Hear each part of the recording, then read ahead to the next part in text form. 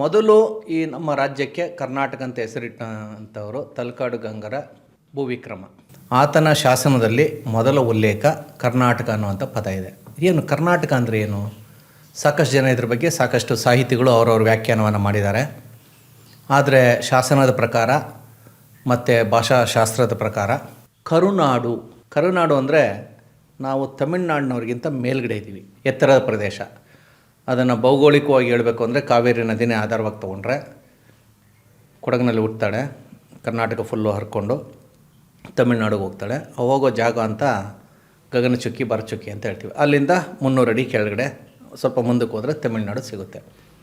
ತಮಿಳಿನ ಜನರಿಗೆ ನಾವು ಕರ್ನಾಟಕದವರು ಅಂದರೆ ಈ ಪ್ರಾಂತ್ಯದವರು ಕರುನಾಡಿನವರು ಅಂತ. ಅಂದರೆ ಕರು ಅಂದರೆ ಎತ್ತರದ ಪ್ರದೇಶ ಅಂತ. ಅವ್ರಿಗೆ ನಾವು ಎತ್ತರದ ಪ್ರದೇಶದಲ್ಲಿದ್ದೀವಿ. ಹೀಗಾಗಿ ಅವರ ಶಿಲಪ್ಪಾದಿಗಾರಂ ಅನ್ನುವಂಥ ಮಹಾಕಾವ್ಯದಲ್ಲಿ, ಕ್ರಿಸ್ತಪೂರ್ವ 3ನೇ ಶತಮಾನದ ಶಿಲಪ್ಪಾದಿಗಾರಂ ಅನ್ನೋಂಥ ಮಹಾಕಾವ್ಯದಲ್ಲಿ ನಮ್ಮನ್ನು ಕರುನಾಡಿಗರ್ ಅಂತ ಕರೆದಿದ್ದಾರೆ. ಕರುನಾಡಿಗರು ಅಂದರೆ ಇವರು ಕರ್ನಾಟಕದವರು, ಕರುನಾಡಿಗರು ಅಂದರೆ ನಮಗಿಂತ ಎತ್ತರದ ನಾಡಿನಲ್ಲಿ ಇರುವಂಥವ್ರು ಅಂತೇಳಿ.